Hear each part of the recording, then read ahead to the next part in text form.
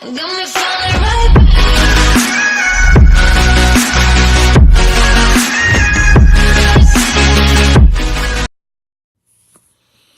अस्सलाम वालेकुम दोस्तों, आप देख रहे हैं इन्फो टीवी चैनल। मैं हूं आपका दोस्त वसीम। दोस्तों, आज की जो वीडियो है वो कोई अच्छी खबर नहीं है। वो आज एक बुरी खबर है जो कि आपको सुनाने जा रहा हूं। जी हाँ दोस्तों, वो है आज के जो है वो डिपेंडेंट फ़ीस के बारे में।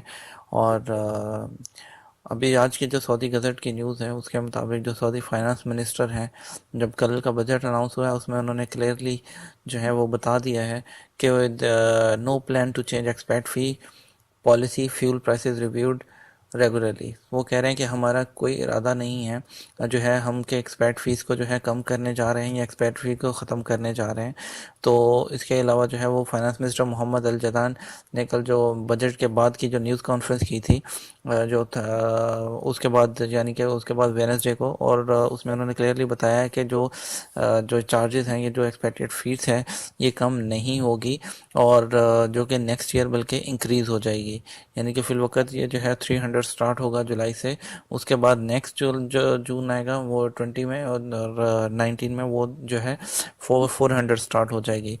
तो इसके अलावा जो फ्यूल प्राइसेस थी वो भी, उसके बारे में बताया कि वो थोड़ी गुड न्यूज़ है कि वो अभी एनर्जी और यानी कि फ्यूल की प्राइसेस वो इंक्रीज़ करने नहीं जा रहे हैं।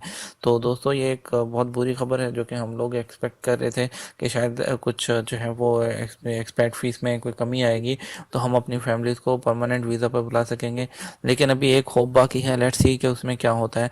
उम्मीद है कि विजिट वीज़ा की फ़ीस जो है वो कम हो जाएगी। तो वेट करते हैं इंशाल्लाह। उस पर मज़ीद एक वीडियो जो है वो ऑलरेडी हम जो है यहाँ आज अपलोड हो रही है, तो आप उस वीडियो को भी ज़रूर देखिएगा।